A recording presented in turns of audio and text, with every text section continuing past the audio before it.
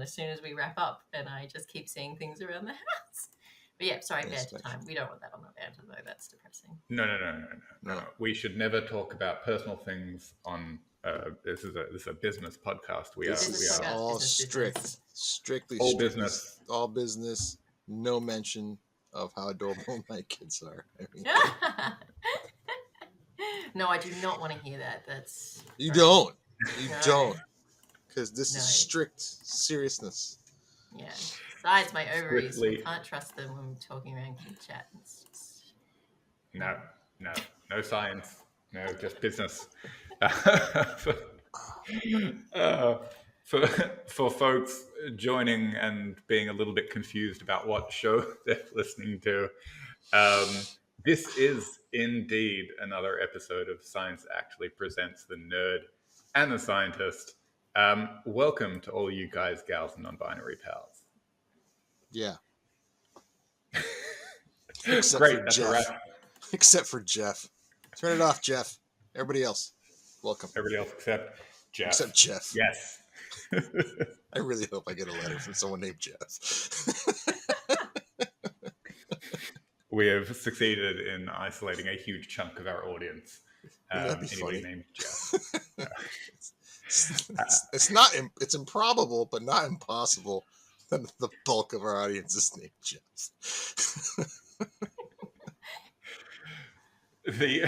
Math. Unfortunately, this week we do not have a Jeff named guest. I was going to say a guest named Jeff, but we are extremely fortunate to have a wonderful guest. Though I am biased, Rachel Rayner, the Science Explainer, from all the way 2 suburbs over here in Sydney. Joining us today. Rachel, welcome. Thank you. Hello. Yes, very excited.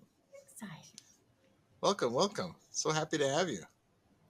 Oh, well, I mean, Kovi said yes, and I was like, oh my gosh, yes. Anything for this lovely gentleman. Oh, really? He needs $5. No. That's too much to ask for. But joining a podcast, way cheaper, and I thought that it would be a great idea to get Rachel on the show, not just because she's an awesome human being, but because Rachel is an incredibly awesome science communicator. We have had some great scientists on the show and some communicating scientists. Rachel is maybe not the first science communicator on the show, but she is definitely the first science comedian that we have had joining us on the podcast. We're going to title this episode SciCommedy. Yeah. See what happens? You had a couple extra letters. And just like that, another 20% of our listeners just switched off. Well, I want to question, Kovi, are you not also a science comedian? Oh, I've paid you to do 10 minutes of stand-up. I think that... And regretted that decision. Oh, not immediately. Well, yeah, no, immediately. I felt better about it on reflection. Yeah, I wouldn't consider myself a science comedian because it's something I've dabbled in, but not something that I've really made a career out of like yourself. I mean, Rachel, you have been doing science comedy across pubs and bars and stages across Australia for years. And I just... How does that even begin? How? Yeah. It begins with a mad, deranged idea and the love of a fringe festival and just going, I want to be part of this. What do I know about? Oh, I know about quantum physics. What if I did quantum physics on the stage? What could go wrong? What sort of huge audience will I gain? Yeah. Talk about finding something that everybody understands and is interested in. Yeah, quantum right? It's relatable. Yeah. Relatable content. Go to the grocery store. What are you thinking about? Eggs, milk, quantum physics. Yeah, right. Naturally. Well, especially the good people anyway. The better people. Well, this is, often the fun thing about comedy is the realization that comedy kind of peaks at things that are extremely relatable and extremely unrelatable, or topics that might seem kind of unrelatable to certain people and therefore we all want to talk about it. We want to talk about the thing that nobody quite gets. And so topics like quantum physics and the universe and being atomically correct are great topics to cover. Somebody just driving past my office clearly agreed that's what that honk was. They're like, yeah, quantum This is physics. quantum physics, baby! Woo! But yeah, so tell us, Rachel, how did you get into the comedy, the science communication? I know your background is kind of a mixture of physics and liberal arts. Right. I mean, I know I read that you have Benjamin a doesn't. degree in physics and art history. How did you do Yeah. that together? Because I just got a degree in film, but secretly closeted read about science. Well, film is very scientific, I would say. Uh, But we can get into that. No, how dare you? The science of film? Oh my gosh. So yes, okay. So I guess for me, it's really, I was always interested in the arts. I was always interested in the science. I couldn't separate them. When choosing what to do at uni, I was looking around and I did really look at universities where I could do art history and physics at the same time. That was what I wanted to do at uni.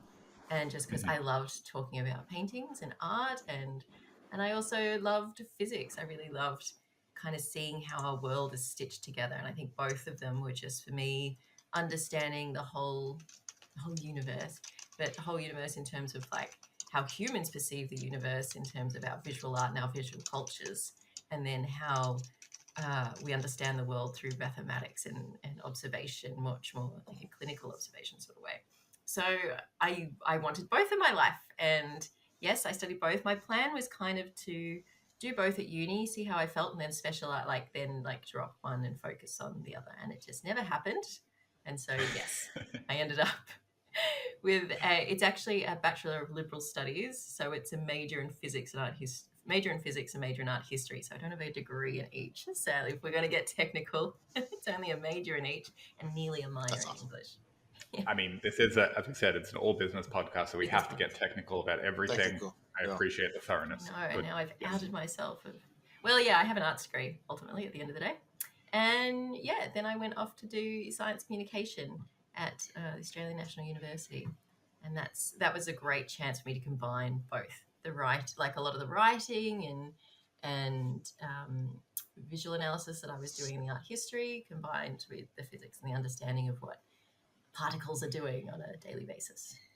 Did you set out actually looking for science communication as a career, or did you just happen to find something that seemed to match what you were interested in and it became science communication? Yeah, the latter. I never heard of SciComm before. I think it was still a fairly new term. And I just remember that in the university's magazine, there was a little ad that was like, finishing uni, want to travel, grab your backpack. And because the course that I did, we traveled around Australia doing science shows. And I was a performer as well. So it was like, oh, wow, I get to perform, do science and writing. And I suppose I was kind of thinking about science journalism. And that's what led me to that. And wow, okay, so you're already traveling around right out of the gate, sharing science with a huge audience. But I have to say, you are actually our second guest who has done science communication on a boat. Yes, the Nautilus. A ship, thank you. A ship. I shall not call it. I'm so sorry. Oh, yeah, business. I'm pretty sure I signed something that was like, I shall never call this a boat, it is a ship. So our poor silly audience in the United States, those goofs. What's the difference? Because we're all business. We have to define. I know. Quickly. Oh no. It's the size and the role of it, I think. So a submarine, like a ship is a boat if it's on another ship. And a submarine can be a boat. That's why Boaty McBoatface is a submarine. Mm-hmm. But yeah, I think it's something to do with the size and its capabilities. And once it gets beyond a certain point, it's a ship. Business. Business. A ship is a boat if it's a boat is a ship if it's on another boat. A ship is A ship is a boat if it's on a ship. So a ship shipping ships is actually shipping boats. A ship shipping ships is actually shipping boats. So a So ship why on a does boat, cargo go ship by on a ship ship and is a boat. shipments go by car? That's next episode. You'll be back for part 2, and we'll cover that. Actually, fun language fact on that, because obviously Kovi and I are in Australia, and Benjamin, you're in America. So in America, the mailman carries the post, and in Australia, the postman carries the mail. Oh. No, wait, it's the other way around. Yeah. No. We have a mailman that carries the post, and then you've got a postman that carries the mail. It just gets better and better. Wow, there are layers to this. There are layers. Anyway, we can I love all, it. everyone, we I can all see go us getting think derailed about so easily because I've got more. Excellent. Yes, this is clearly going to be a very pun-tastic and pun-filled episode. It's language. Language is great, and I know delicious It stays language in the mouth, just hangs. Yes, it's all about the mouthfeel of the words. But what I really wanted to ask you is, at what point did you realize that science poetry was a thing? Ooh. What point did I realize? Oh, I do know this. I think it was actually a festival done by the New South Wales Writing New South Wales had a festival called Quantum Words, and it was a festival. Very small words. Yeah, big meaning though. Big meaning. Yeah, it was the Quantum Words Festival, which was a festival of science literature, and it had science journalism, it had science fiction, and it had science poetry. And I think it was I don't think with my own writing whether there had been a lot of science in it yet, because it's kind of one of those things you don't, we grow up in our silos, we're educated in our silos. Poetry is for the love and the romance, and I mean it's not, but that's kind of the image we sort of get. And then so I think that festival was really great. I met other science poets. There was a whole lot of science poets, and then just found this like world of science poetry here in Australia, and then overseas as well. And and now since then there is now like peer-reviewed science poetry journals. So it's quite a thing. That's hysterical. No, it's not hysterical. It's business. It's the business of science poetry. Business. It's very serious poetry. You can't have fun. Very, very serious. No fun. That's what I do for science actually on Valentine's Day. I put up a picture of anatomically correct heart, and then I put poetry up there, and it's not good poetry. Like roses are red, roses are red, violets are blue. Pluto not being a planet anymore is bullshit. That's it. I love that one. It's my favorite one. That's the one I wrote that. Doesn't rhyme. Doesn't have to. Science. Just thinking that there's definitely something about the Doppler shift you can do with roses are red, violets are blue, because I'm throwing them at you. Is that? Oh, I like that. I like that very much. Kovi, the world needs more redshift poetry. Oh God, I love that. Yeah. That's being written down There's, right now. There's a lot there. Yes, I very much like this idea. Oh my God, it's gold. Sorry, that's boring. Speaking of gold and other elements, I noticed, and also speaking of puns, I noticed something today for the first time when I was perusing the new website that you have, Rachel, for your new show, Australian Highlights. And it is not the element of gold, AU, it is the element of surprise, AH. Australian Highlights, I saw that. Yeah. I did not notice that until today, and I spent about 20 minutes cackling about it. So I thought it was brilliant. That's good. Because I love those little things. I feel I think way too deeply about things, and it's like there's all these little things that I've overthought. So it's nice when people go, "Oh, it's ah." It's a great Easter egg, but for folks listening who have not spent significant portions of time, like I have on Rachel's websites, the website I'm honoured and creeped out at the same time. It's not stalking; it's lurking. Much nicer. So this is the website for Australian Highlights, which is this amazing new show that you have written and produced and hosted and put together, and I'm just in awe of it. And like, I know I have to say that because I'm your friend, but like, I have listened to episodes while driving to work and driving other places, and it's an incredible show. How did this show all come together? Oh, thank you. Hang on, I'm blushing a little bit, I think. Bask in the compliments, you, and then take it. Yeah, thank you. It's been really full on. It's how to come about. It really came about because I wanted to do something else. I'd been doing my shows for a long time, but I wanted to do something that had a little bit more of a broader reach. And everyone's got a podcast, but I wasn't. I know, right? I didn't know. I know. I mean, I did know everyone was doing a podcast, but I wasn't quite sure what I wanted to do, what medium I wanted to do.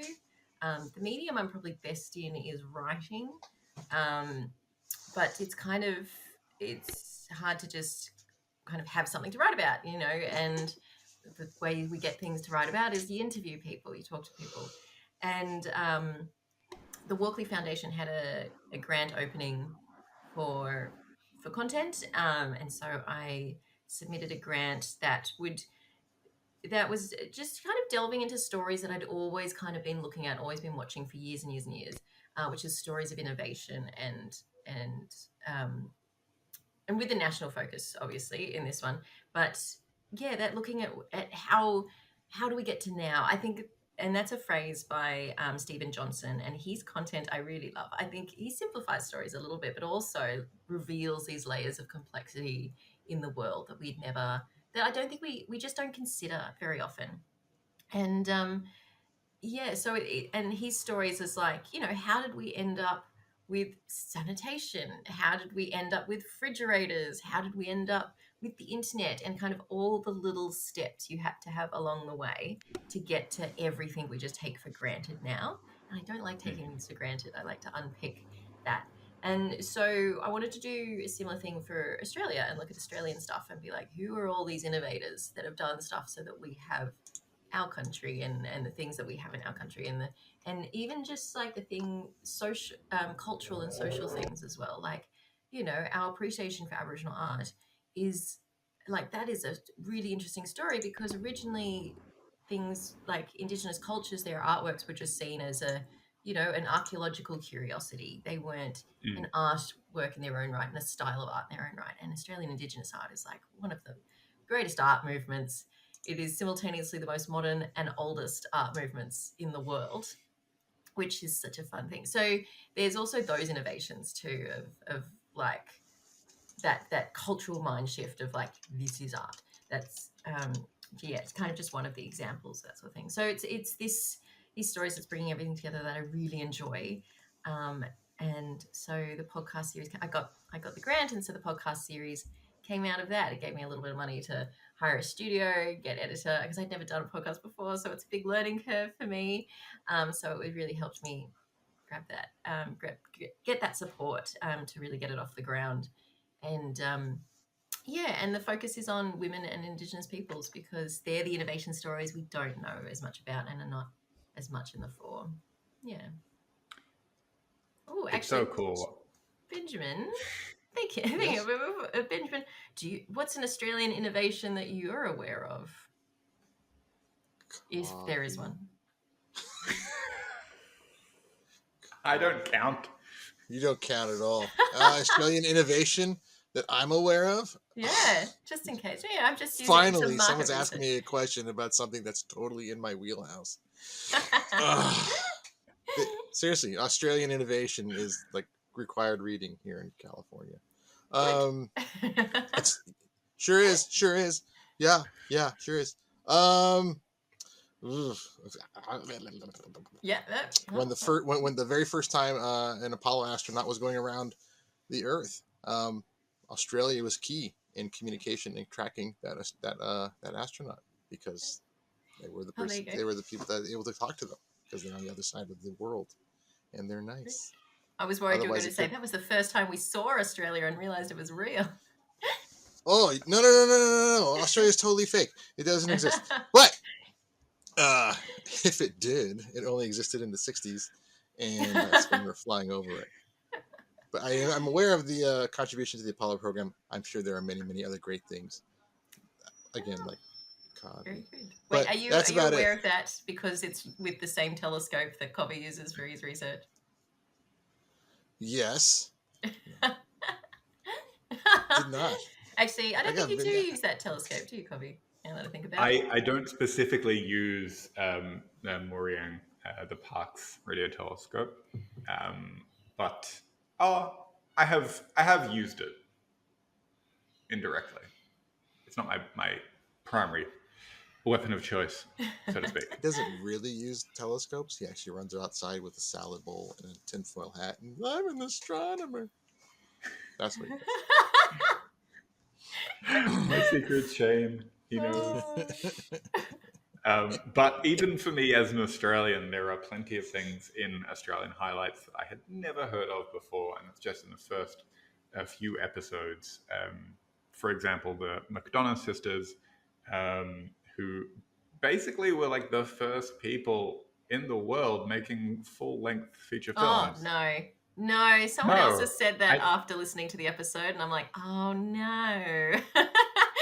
Something's gone wrong there. The second people. No. I missed it. Yeah, no, yes. Oh, well, actually, here you go, Benjamin. For film stuff, Australia has the first ever feature-length film in 1906. Okay. There was a group that made the film The Story of the Ned Kelly Gang, and it was the first ever film to run about an hour in the world, making it feature-length. Yes, there are only 17 minutes of that survives. But this episode was about, the McDonough sisters, which was the first all-female production company in Australia and they made their first film in 1926. So we had quite a well-established silent film industry before that. Australia was one of the world leaders in silent film at the time. So it was kind of, it was an episode where the innovation is like, yes, the sisters were very innovative. I think every filmmaker has to be innovative. The sisters were very innovative. They, took risks. They really took risks. And I just think they're a really exciting group of people to talk about. And it's also a way to talk about Australia's innovation in the film industry, which was really big. I mean, it was so exciting, in fact, that I misunderstood at least that particular fact about the episode. Maybe it was that. Maybe it was the fact that I was driving and I was focusing maybe a little too much. I hope you were focusing on the road first. Yeah, road don't focus first. too much on the road. Focusing too much on the road is so old hat. Much better time. Speaking of shifting focus, Benjamin, I believe you have a short ad for us. I don't know how short it is, but yes, I have an ad. Ooh, yay. Here we go. You've heard of a ray gun. Now it's time for a rain gun. That's right. A gun that lets you choose your weather from across the cosmos. Are you feeling tropical? Then set your dial to WASP 76B and bask in a warm, molten iron downpour, perfect for that futuristic cyberpunk aesthetic. Are you craving that beach vibe? Try with our WASP 121 setting and get showered in a fine grain of silicate sand. A little exfoliation never hurt anybody. Want something more elegant? Dial up the WASP 107B setting for an enchanting, high-speed, flesh-destroying sprinkle of sapphires and rubies. Not a fan of your neighbor? No problem. Just aim the exoplanet rain gun at their house and crank it to Venus mode.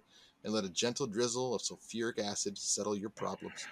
Strap for cash, twist that dial on over to Neptune, where storms produce diamond rain enough to make your debt collectors disappear faster than light. Yes, sir, the exoplanet rain gun has got you covered, literally. Weather control is no longer science fiction. It's science domination and destruction. Order now and we'll throw in a free black hole breeze setting, perfect for making your problems simply go away.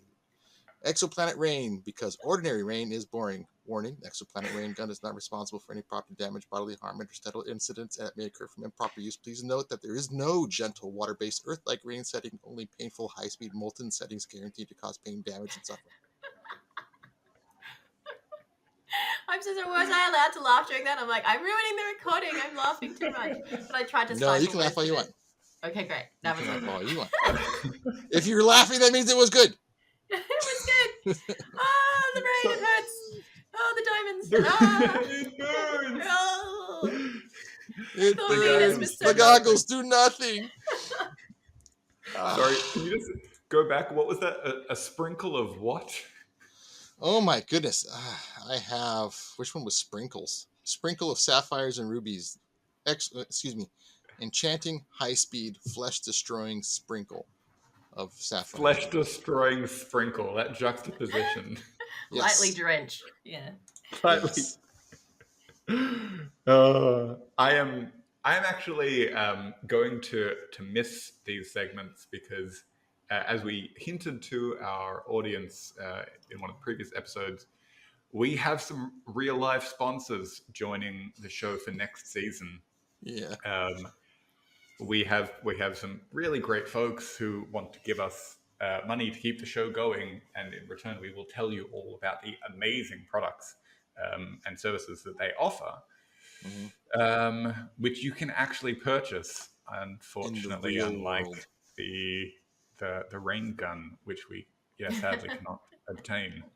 Maybe not sadly. Maybe we shouldn't. Nobody should have that much power. No, I don't support the proliferation of the rain gun. What if we called it a Rayner gun? Well, as long as Rayner I gun. could just have it. Just Yeah, so we'll make just one. Just one. Just one. You can trust one person with this Yeah. planet-destroying device. Just one person. Just What one. harm could it do? Is there a test? What harm could it do? What's the Suck it, worst that Deb. can happen? Oh my gosh. Okay. So jumping back for a moment to Australian highlights, I know that you've been doing some live shows.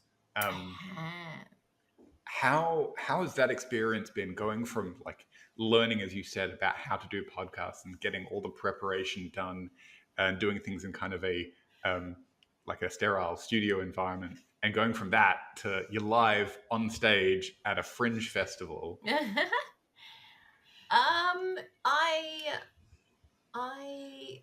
I like it. I like them both. Yeah, they are different. It's but I've done 2 live shows so far. I'm very comfortable in a live audience from the years of, I mean, you're always nervous, but from the years of being in front of an audience, I'm very comfortable with it. It's one of the things where I do need to be more considered with the guests that I'm asking to join, because it is a bigger ask on the guests. And I think with the format of it, so it's myself, a subject matter expert, and a comedian who knows nothing about what the conversation they're coming into. You know, they're mainly the surprise of the show. And because there's the 3 of us on stage, 2 of us are performers, that means that subject matter expert doesn't need to be a performer as well. They don't need to be used to the format, because we're there to kind of help them get the story out and share the information that they know. And so it's a really nice opportunity for people who do have all this knowledge and these great stories that haven't been in front of the media a lot, or in a media setting. So and so that's really works really well in the studio, but you know, live on stage, it's a different thing, where that subject matter expert has to feel comfortable talking on stage in front of a live audience. So there is a little bit more consideration in who you're going to bring on, and also the topic needs to be interesting enough to bring people in, because some of them, there's a couple of episodes I'm like, this is so niche, but I want to talk about it, I really like it. So, but for a live audience, it's a little bit more different. And there was some some topics that I was like, oh, we're in a pub though. I don't know if we want to talk about this while people are eating. Will it freak people out too much? So there's those sort of considerations with a live audience. And then I just have wonderful people that have done these sort of tech things before that can plug stuff in and make sure I've got chords in right spots so that I'm actually capturing the episode. But, if the recording doesn't work, then it's just an ephemeral experience for the people that are in the room, and that's special too. Wow, I love that. It's actually performing about something that you enjoy talking about, even though it's not something everyone else is enjoying or not enjoying. Someone else is knowledgeable about. If you really like it, then you're going to put even more oomph into it. And that would exactly. You're finding people that are just talking about something they're passionate about, and that's always such a joy to listen to and hear. And like the McDonough sisters story, I got the person, because obviously none of the sisters are still alive, and the woman I got on to talk about them was Dr. Rebecca Barry, who's a film director and producer. And I found her because she'd done a film on them when she was a student filmmaker. So I asked her on, and what I hadn't realized when I asked her on, what came out in the episode, is how inspired she'd been throughout her business practice to actually like emulate the sisters. And they're just like, yep, let's go, let's do this, we can do this, and just back themselves, and how inspired she was by them as a person as well. And that was really wonderful to discover throughout the interview. That's so cool. And I love what you said also about like just having people on who are passionate and having these like discussions where you're just talking about things that you enjoy. Honestly, I feel like that's kind of the motivation for this show as well. Benjamin and I just like love having good chats about science, and we get we have the privilege of having fantastic guests like yourself come and sharing their knowledge and their passion with us, which is absolutely, it's just fun. Well, on that, we never really talked about the ships. Ships, yes. Let's talk about the ships. Yes. So going back to the EV Nautilus. Nautilus. What was your experience like? What was your relationship like with that ship? See what you did there. You were fishing. Sorry, yeah. It just goes. Oh, thanks, cops.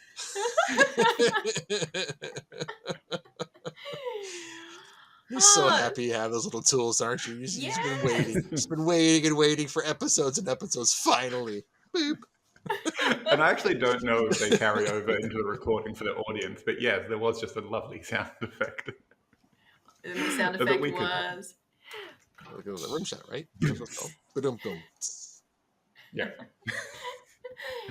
Sorry, I interrupted, but yes, I was fishing for information about a ship. Yeah, you were casting out, and anyway, no fishing allowed on board a research vessel. So the EV Nautilus is incredible. It's and it kind of was my first introduction to. I was about to say it's not real science. There's lots of real science, but research science in the field. So that was really cool.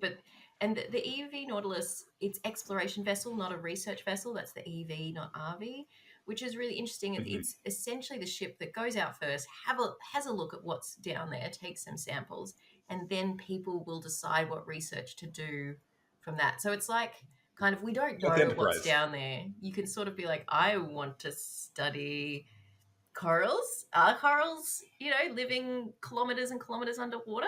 Can we check before I try and ask someone to fund my research in them? So it's one of those things that's like, we really don't know what's in the ocean. And so I was on the ship for across 2 years. I was on the ship for 2 months at a time. You do like a month stretch on the water, really. That's what they try and keep it at. And I love living on board a ship. It was just fantastic, and just like waking up, just looking out and seeing nothing but water and the stars, Kovi. Oh my goodness, the stars! And the first trip, amazing. I was at the equator, and so I could see some of the northern hemisphere and some of the southern hemisphere things. And it's an American ship, and so a lot of the crew, a lot of the core of exploration. A lot of the core is American, and so a lot of them hadn't seen the Southern Cross before, so I got to point that out. Which is a bit fun. Ooh. And yeah, basically we send robots overboard to go down underwater and check things out, and we live stream it all. And so my I had this role. instant visual, just people just shoving robots off. Bad I- robots. Bad, boom, off you go. Yeah. Walk the Oh, it's plank. much more careful than that. It's, pick them up, take them over, lower them down. They're very expensive robots. And then we go upstairs into the control room and sit in the dark for 4 hours. And my role as the science communicator on board was to people could send in questions. So I'm checking the questions that are coming in, and I'm feeding those questions to the people that are actually working, the ones that are flying the ROVs, that are wanting to look at the samples, that are taking notes and that sort of thing. So I'm the one to facilitate conversation in the live stream so that people really understand what's going on outside. So when people go to shorthand, like I said, ROV instead of remotely operated vehicle. Just stopping people going to shorthand and being like, can we explain to the viewers watching what's happening here, and that sort of thing. Cool. It was really cool. Deep ocean. I mean, we talk about space a lot, but the deep oceans, wow, they're awesome. And we really, space is easy compared to the deep oceans. Yeah. Yeah, lower pressure. It's what? It's we've mapped Mars incredibly, and we have only mapped 10, 7 something percent of the ocean surface. Floor. Yeah, something like that. Stupid water. You can't do it. You can't map the bottom of the ocean from space, so you got to be on the water to do it. And it's a lot of land to cover. It's amazing how many people we've spoken to, and they have this love for space and the ocean at the same time. There's like this weird commonality that I just don't get, and I love it. I think they're the two frontiers. Yeah, they really are the two frontiers. And it's the mystery, right? Mm-hmm. Yeah, and it's dark. Do we just like the dark? We're just afraid of the dark, and then so we get fast. That's why I'm up until 2, 3 in the morning every night. Yeah, we love the dark. It's what we do. It's our thing. Yeah, people don't get at least we us. can breathe in this dark. Yes. Yeah, at night, right? Wow. As opposed to underwater. Never mind.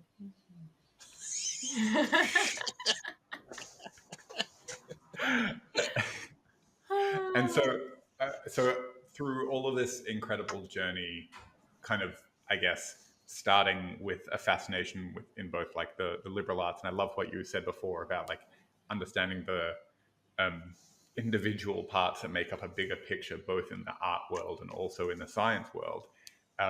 How did you end up where you are now? And if you can, I'm not sure how much you can say about what you do now. I don't know.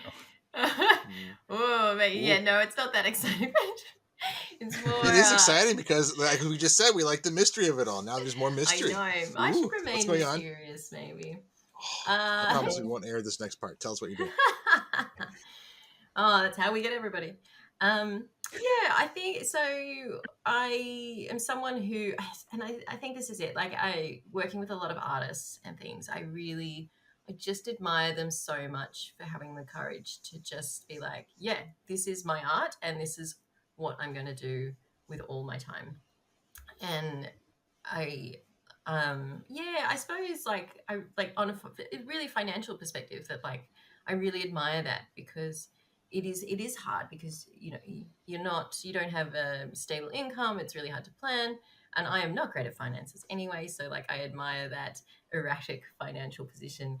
And I just I think it's just I have never had enough courage in myself, I think, to do that, because as well, when I was younger, I did apply for acting colleges, and I did get into one, and I just went, I'm not sure. I'm not the amount of you have to back yourself to go to auditions all the time, be producing more show reels and that sort of thing. I just, even at the thought of it, got exhausted. And so I went to study physics and art history, because obviously that had stable career outcomes. I didn't know, but I just was like, I'm going to go study these things and see where that leads, and go more into writing somewhere, which now AI will steal my job. But and so from that, worked in science centers. I ended up going more into public relations and PR, helping CEOs and startups and that sort of thing tell their story, and really keeps coming back to telling stories and that sort of thing. And then a couple of years ago, going, you know what, I do want to get back to that performing. I want to do that more. And then writing my show and putting myself on the stage and putting myself out there a little bit more. And and now with the podcast series as well. But yeah, still trying to help people talk about themselves and get their stories out there too at the same time. Sounds like you have a lot of free time. Oh my gosh. There is no free time in the world. All the books I want to read.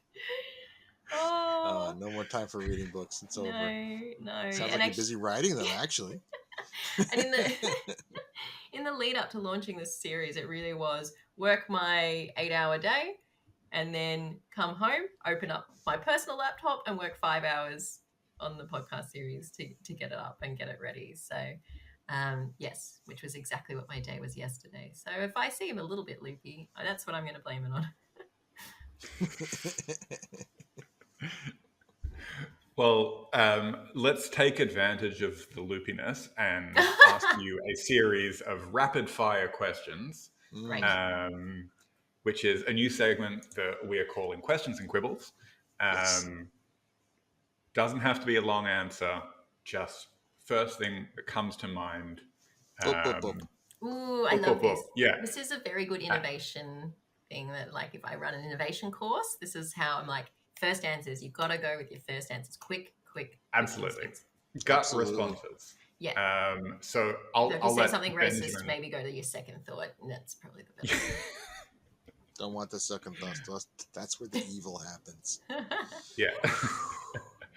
Benjamin, I'll let you start off the list. What? Okay. What is the weirdest thing you believed as a kid? Aliens? Mermaids? Both of them. The space version. Aren't they though? Aren't they both though? Aren't mermaids land aliens? Earth aliens, yes. Well, I think the weirdest thing I believed was that mermaids could be half fish, because that doesn't make sense because it's different circulatory systems. If anything, mermaids would be half dolphin. I'm so happy we're doing this Q&A section. I love it. That was beautiful. Oh my god, that was awesome. Did you have a position on the like top half, bottom half mermaid? Like which one is more physiologically plausible? Oh. If we're being business about the top half, bottom half, top half human, yeah. Top half human, but with one nostril here and one in the top. One on the top of the head, yeah. Yeah, so they can just. Have you ever seen a whale's spout? Because they are nostrils. Yes. They are nostrils.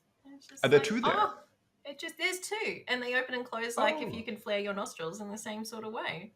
So it is really just the nostrils migrated back to the top of the head. What I've learned, I'm getting so derailed, but the sperm whale has two nostrils. One opens at the top of its head for breathing, but the other one ends inside of its head, and they can control both of them independently. The one inside their head is the one that does for making pop, pop, pop sounds inside their own head to make clicking sounds to communicate with other sperm whales. Awesome. Thank you. I learned that from our future upcoming guest. So, blah, blah, blah. Great. Taking that fun blah, fact blah, blah. away with me. That's a fish sound or a whale sound? That is a kind of like a nerdy harumph. Blah, blah, blah, blah. Oh, okay. Cool. Harumph. Great. Your turn, Kovi. Next question. Yeah, this rapid fire round. It's not so rapid. Not rapid. Rachel, which teacher had the biggest positive impact on you, would you say? Mrs. Young. Mrs. Young, what did she teach? She was my physics teacher. And because with her, I wrote an essay about quarks in year 10. And I found that essay recently. And oh my gosh, we did not know much about quarks when I wrote that essay. We're like, there may be 4. There's 6 now. But and she was really encouraging because I wasn't ever great at the mathematics. I really struggled with the mathematics, but I just couldn't, like some of the other girls in my class, like the way they could just write the equation and go, oh, I get it now. Like I was like, how do you conceptualize like that? So I was all wordy and stuff, and she was really good and supportive. and just gave me a lot of written materials around science and stuff and the quantum stuff. She was really the one that got me into quantum and supported me, because I was so mediocre as a student. My God, I was so mediocre. But I had these weird interests, and she saw that and supported it, and I'm very grateful to Mrs. Young. That's nice. Shout out to Mrs. Young. Yeah, I think she then retired to go live on a yacht for many years. So also, she's great. Okay, so is a yacht a boat or a ship? It's a boat. It's definitely a boat. It's a boat. What if you have a yacht on a yacht? Does that make the bigger yacht a ship? Or is if you're thinking super yachts, I'm not sure about super yachts, but I'm thinking more like a little yacht, 2 sails sort of yacht. To Mrs. Young in her little rowboat, wherever she may be. Keep paddling. Keep paddling. All right, next question. What is one scientific discovery that you wish you could have witnessed in person? The discovery of plate tectonics. Ooh, that's a good one. That was my first thought. Yeah, and this goes back to the Nautilus, actually, which is probably why it was my first thought, because there would be lots. But the person who is like the head of that EV Nautilus, who thought about, came up with the idea and is the captain. No, he's not actually the captain, but the head of the Nautilus is Dr. Rob Ballard, who is most famous for discovering the Titanic, but he also discovered tube worms at hydrothermal vents. So he wants to be more well known for the discovery of a whole ecosystem at the bottom of the ocean that we did not think was possible, and that happened in the 80s. And so that's very exciting. But part of that was going down to see the Great Rift Valley, where the plates are pulling apart, because it was really are the formations of our Earth because the Earth was just magma and then it cooled into bumps and ridges? Or are there these moving plates, which is such a crazy idea? You're like, I don't think it's the moving plates, guys. I just, no. But they went down and it was a geology trip to go and look at this plates, where the plates are pulling apart on the Atlantic Ridge, and they found life down there, which they didn't expect. So that would have been an incredible moment. Fantastic. Cool. Yeah, wow, I can not imagine, especially if you got to witness it, the live footage from the ROV. Ooh. They were I think they were in a submersible, so they were in a submersible. Yeah, they were in there. There wasn't a robot at the time. They were driving a tiny little submarine. Yeah, so not only did they prove plate tectonics, they also found life where we did not expect life to be. And it's not photosynthesis happening down there, it's chemosynthesis. So we had to discover a whole new system of life. Yeah. Which is huge for astrobiology, which we'll be speaking about in a future episode when we have some awesome astrobiologist guest joining us. Great. So that's why they love the oceans. The oceans are proving things in space. Yes. That's right. All right. So if you had to pick one historical scientist to go bowling with, who would it be? Oh my God, my brain just went blank, and all I'm doing is imagining a bowling alley, and who would annoy me least?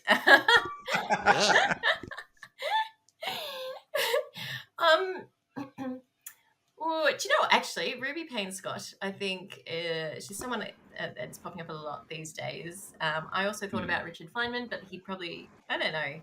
I just think Ruby would be fun, because I think she'd be very competitive, and I would not be, and I'd just be like, okay, Ruby, thanks. And fun would be not taking the game seriously, sitting there playing the bongos between bowls. Have I told you how it's like a banana? No. I did it once. I rolled the ball. Why do I have to do it again? Bongo, bongo, bongo, bongo. Ruby Payne-Scott. Okay, cool. I like that. Yeah. That would be fun. Yeah, and then we could bitch about the patriarchy, but that would be fun too.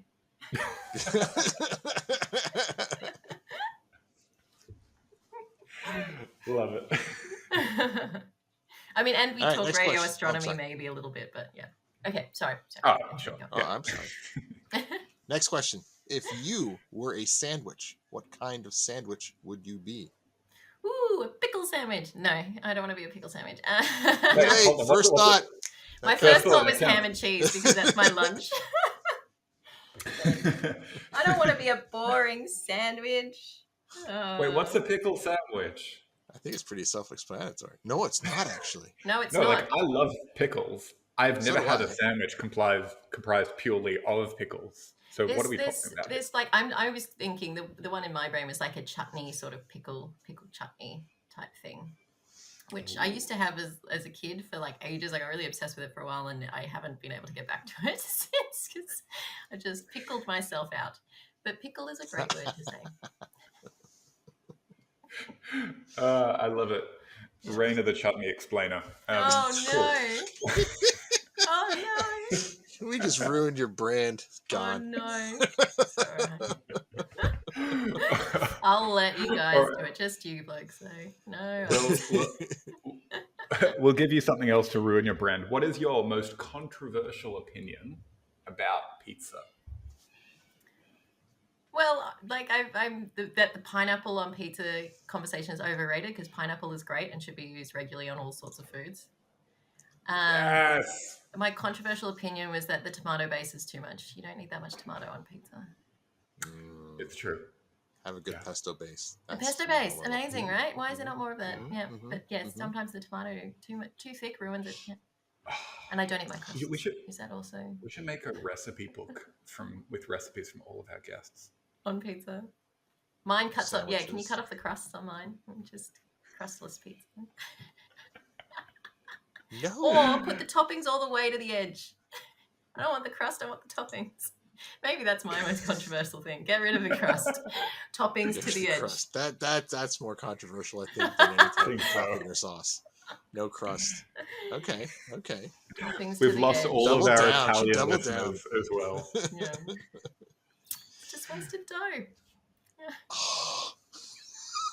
It's the handle. Oh, true. So as long as I don't have to eat it, then that's fine. I'll just be like, it's the handle. I haven't washed my hands. I'm not eating the If it's just a plain dough, you can just give it to your dog and share pizza with the dog, and they'll love you forever. Okay. The dog is so sad. What is your favorite scientific word or phrase? Oh, there's so many. Which is oh gosh, I was talking about this the other day. I'm like getting photogenic. That's not the word. That is not the scientific word. All of them. I think that's the science poetry thing, right? It's all of them. Gotta pick one. I know, magnetar. Fine, magnetar. That's a good word. It sounds like a Pokemon, but it's a real word. Yeah, right. I was gonna it's say not a real word. It was made up. A robot villain who we push overboard. Magnetar. Yeah. Yeah, exactly. All right. So there's been a few. Moment of inertia is another great one. I've got a poem around that. Ooh. Moment of inertia. All right. That's a good one. Too bad she said magnetar first, though. Okay. Yeah, it's a shame. Rapid fire questions and quibbles. We gotta be fast. We're gonna be fast. So what is your least favorite scientific word or phrase? Photosynthesis. No. It's just said a lot. It's just one of those words someone's like, oh yeah, photosynthesis. Because we all learned it at school, but I think there's more interesting words out there.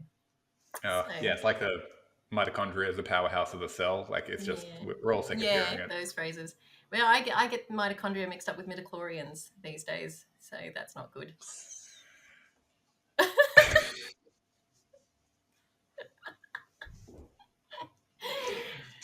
I miss the biology classes. Are they midichlorians? No, the midichlorians. We're rapidly running out of time, but the midichlorians, I think, is a lost reference to the younger generation because we have actually included midichlorians as a potential answer on assignments for some of our students on explaining what dark energy is. And some students have actually taken it seriously. So I guess some people do think that midichlorians are real. They're part of the force that binds us, keeps us together. We shall not question the Star Wars is the truth.